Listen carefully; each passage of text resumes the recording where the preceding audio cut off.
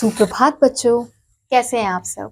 उम्मीद करती हूँ आप सब अच्छे होंगे। तो बच्चों, आज की कक्षा में हम पढ़ने वाले हैं अध्याय नंबर 15, जिसका शीर्षक है कारक। तो इस अध्याय में हम कारक क्या होते हैं उसके बारे में हम जानेंगे। कारक के लिए हमें कुछ यहाँ पे उदाहरण दिए गए हैं, जैसे महाराज कृष्णदेव राय ने तेनालीरामन को बुलाकर पूछा कि हमारे राज्य में कितने कौवे हैं। तेनालीरामन ने राजा से 2 दिन का समय मांगा। 2 दिन के बाद तेनालीरामन ने कहा कि हमारे राज्य में 2 लाख कौवे हैं। महाराज कृष्णदेव राय ने कहा, यदि गिनती करने पर 2 लाख से ज्यादा कौवे हुए तो हो सकता है कुछ कौवे दूसरे राज्य से अपने रिश्तेदारों के घर आ गए हों।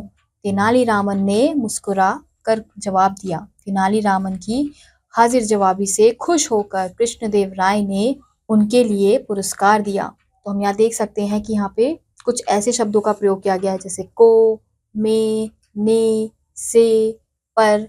इन्हीं को बच्चों हम क्या कहते हैं? कारक कहते हैं। अब जैसे को, से, के लिए, से, का, की, के, में तथा पर शब्द संज्ञा शब्दों तथा क्रिया का अन्य शब्दों से संबंध स्पष्ट कर रहे हैं।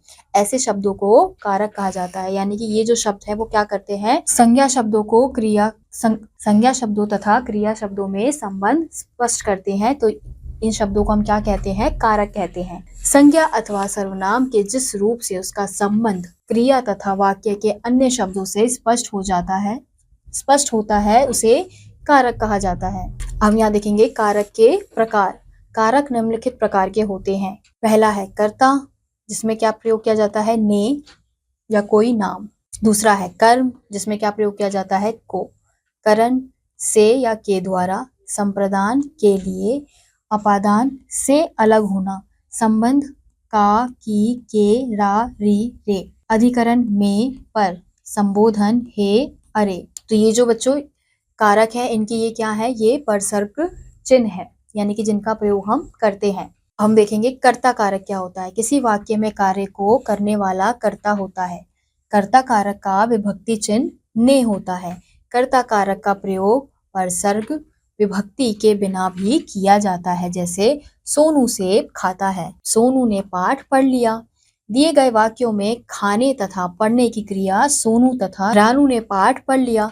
दिए गए वाक्यों में खाने तथा पढ़ने की क्रिया सोनू तथा रानू द्वारा की जा रही है, अतः सोनू व रानू कर्ता कारक हैं। तो हम देख सकते हैं कि एक वाक्य में विभक्ति चिन्ह का प्रयोग किया गया है और एक वाक्य में विभक्ति चिन्ह का प्रयोग नहीं किया गया है। तो कर्ता कारक का जो विभक्ति चिन्ह है वो कभी प्रयोग हम करते हैं या कभी हम प्रयोग नहीं करते हैं। कर्ता कारक की पहचान करने के लिए क्रिया के साथ कौन या किसने प्रश्नवाचक शब्द जोड़कर प्रश्न पूछना चाहिए। जो उत्तर आता है वह कर्ता होता है। जैसे कौन सेब खाता है, किसने पाठ पढ़ लिया। तो हम उत्तर क्या देंगे? सोनू और रानू। तो ये जो है सोनू और रानू वो क्या है?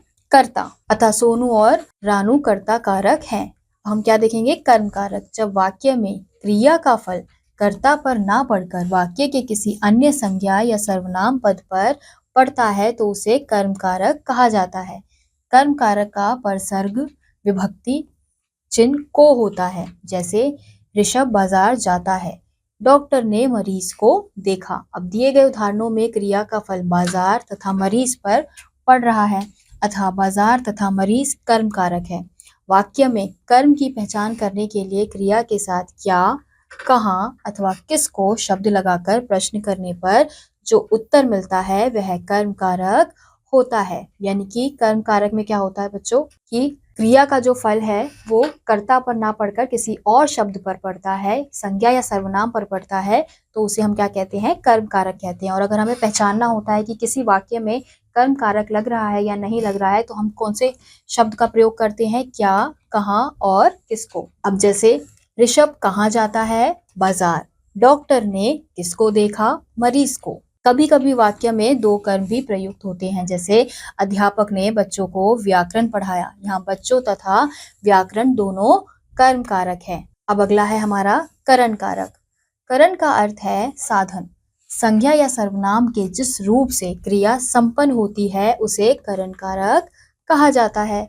करण कारक का परसर्ग चिन्ह से अथवा के द्वारा होता है। जैसे पार्थ ने पेन से पत्र लिखा, प्रणव ने रंगों से चित्र बनाया।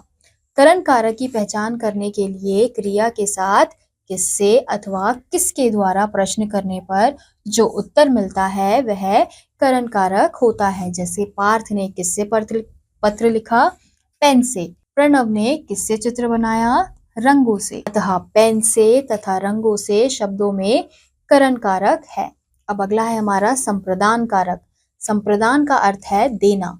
जिसके लिए कोई क्रिया की जाती है अथवा कुछ दिया जाता है उसको व्यक्त करने वाले शब्दों को संप्रदान कारक कहा जाता है। जैसे पिताजी बच्चों के लिए खिलौने लाए, माँ साहिल को खाना देती है। तो यानी कि जब वाक्य में हमें ये दिखता है कि कोई भी चीज दी जा रही है या किसी के लिए की जा रही है तो ऐसे वाक्यों को हम क्या कहते हैं, संप्रदान कारक कहते हैं। और संप्रदान कारक की पहचान करने के लिए क्रिया के साथ किसे, किसके लिए अथवा किसको शब्द लगाकर प्रश्न करने पर उत्तर प्राप्त होता है। जो उत्तर प्राप्त होता है वह संप्रदान कारक होता है। जैसे पिताजी किसके लिए खिलौने लाए, बच्चों के लिए। माँ किसे खाना देती है, साहिल को। तो अब यह भी जाने कर्म कारक व संप्रदान कारक में अंतर। कर्म कारक तथा संप्रदान कारक दोनों में ही को परसर्ग का प्रयोग किया जाता है, परंतु कर्म कारक में को परसर्ग से जुड़े पद पर क्रिया फल पड़ता है, लेकिन संप्रदान कारक में को, के लिए या के हेतु आदि परसर्ग चिन्हों का प्रयोग किसी को कुछ देने या किसी के लिए कुछ करने के अर्थ में होता है। यानी कि कर्म और संप्रदान में विभक्ति चिन्ह को का प्रयोग किया जाता है, लेकिन को कर्म कारक में कर्ता के लिए प्रयोग किया जाता है और संप्रदान कारक में किसी को कुछ करने के लिए, किसी के लिए कुछ किया है या किसी को कुछ दिया है उसके लिए इसका प्रयोग होता है। संप्रदान कारक द्वारा दी गई वस्तु कभी वापस नहीं ली जाती है, जबकि कर्म कारक द्वारा प्रयोग करके दी गई वस्तु वापस ली जा सकती है। जैसे माँ बच्चों को प्रसाद देती है, सृजन धोबी को वस्त्र देता है। यहाँ पहले वाक्य में माँ बच्चों को प्रसाद खाने के लिए दे रही है जिसे वह वापस नहीं लेगी, अतः यहाँ संप्रदान कारक है। जबकि दूसरे वाक्य में सृजन ने धोबी को वस्त्र केवल धोने के लिए दिए हैं जो धोने के बाद वापस ले लिए जाएंगे, अतः यहाँ कर्म कारक है। यानी कि जब कर्म कारक के वाक्य हम देखते हैं तो उसमें जो भी चीज की जाती है, कुछ दी जाती है तो वो वापस ले ली जाती है। लेकिन अगर संप्रदान कारक में कोई क्रिया की जाती है या कुछ किसी के लिए किया जाता है या कुछ दिया जाता है वो हम वापस नहीं ले सकते। अब अगला है हमारा अपादान कारक। संज्ञा अथवा सर्वनाम के जिस रूप से अलग यानी कि पृथक होने, डरने, निकलने यानी कि उत्पन्न होने, सीखने यानी कि शिक्षा, लजाने या तुलना करने का भाव प्रकट होता है उसे अपादान कारक कहा जाता है। अपादान कारक का विभक्ति चिन्ह से होता है। जैसे पेड़ से पत्ते गिरते हैं, यानी कि पेड़ से जो पत्ते हैं वो क्या हो रहे हैं, पृथक हो रहे हैं, अलग हो रहे हैं। अलग होना। संचित भूत से डरता है, तो डरना यानी कि भय। तो किसी भी वाक्य में अगर कोई चीज ऐसी दिखाई दे रही है कि कोई चीज अलग हो रही है, पृथक हो रही है या डरने का संकेत होता है, निकलने का या फिर कुछ उत्पन्न होने का संकेत होता है या फिर किसी शिक्षा या कुछ सीखने का संकेत होता है, तो ऐसे वाक्य में अपादान कारक का प्रयोग किया जाता है। अपादान कारक की पहचान करने के लिए क्रिया के साथ कहाँ से अथवा किस से शब्द जोड़कर प्रश्न करने पर उत्तर प्राप्त होता है वह अपादान कारक होता है। जैसे पत्ते कहाँ से गिरते हैं, पेड़ से। संचित किससे डरता है, भूत से। अब अगला है, यह भी जाने करण कारक तथा अपादान कारक में अंतर। करण तथा अपादान दोनों ही कारकों का परसर्ग चिन्ह से होता है, परंतु करण कारक में से का प्रयोग साधन के रूप में होता है, जबकि अपादान में से का प्रयोग पृथकता दर्शाने के लिए किया जाता है। अब अगला है संबंध कारक। संज्ञा अथवा सर्वनाम के जिस रूप से किसी वस्तु या व्यक्ति का दूसरा वस्तु या व्यक्ति से संबंध प्रकट होता है उसे संबंध कारक कहा जाता है। यानी कि एक वाक्य में किसी संज्ञा या सर्वनाम का किसी वस्तु व्यक्ति से किसी दूसरे वस्तु व्यक्ति का से संबंध हम स्थापित करते हैं, तो ऐसे वाक्य को हम संबंध कारक कहते हैं। संबंध कारक का परसर्ग चिन्ह का, की, के, रा, री, रे होता है। जैसे यह खिलौने की दुकान है, वह मेरा घर है। संबंध कारक की पहचान करने के लिए क्रिया के साथ किसका, किसकी या किसके शब्द लगाकर प्रश्न करने पर जो उत्तर प्राप्त होता है वह संबंध कारक होता है। जैसे यह किसकी दुकान है? खिलौने की। यह वह किसका घर है? मेरा। अब अगला है अधिकरण कारक।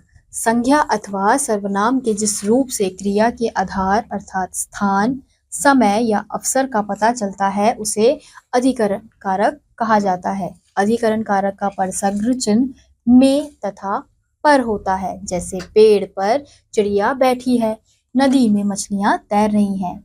अब अधिकरण की पहचान करने के लिए क्रिया के साथ कहाँ, किस में या किस पर शब्द लगाकर प्रश्न पूछने पर जो उत्तर मिलता है वह अधिकरण कारक होता है। जैसे चिड़िया कहाँ या किस पर बैठी है? पेड़ पर। मछलियां किस में तैर रही हैं? नदी में। अब अगला है हमारा संबोधन कारक। संज्ञा के जिस रूप से किसी को पुकारा जाता है उसे संबोधन कारक कहा जाता है। इसके परसग्र चिन्ह हे, अरे अथवा ओ आदि होते हैं आदि हैं। संबोधन कारक का प्रयोग करते समय हे, अरे आदि शब्दों के साथ विस्मयादि बोधक चिन्ह लगाया जाता है। जैसे वाह क्या सुंदर दिन है। बच्चों शोर मत करो। तो बच्चों इस अध्याय में हमने देखा कि कारक क्या होते हैं और उसके कितने प्रकार होते हैं और उन सभी प्रकारों के कौन कौन से विभक्ति चिन्ह होते हैं जिसका प्रयोग हम अपने वाक्यों को पूरा करने के लिए, लिखने के लिए, बोलने के लिए करते हैं। तो इसी के साथ आज का यह अध्याय यहीं समाप्त होता है। उम्मीद करती हूँ आपको यह अध्याय समझ आया होगा। मैं आपसे मिलूंगी अगली कक्षा में, तब तक के लिए नमस्कार।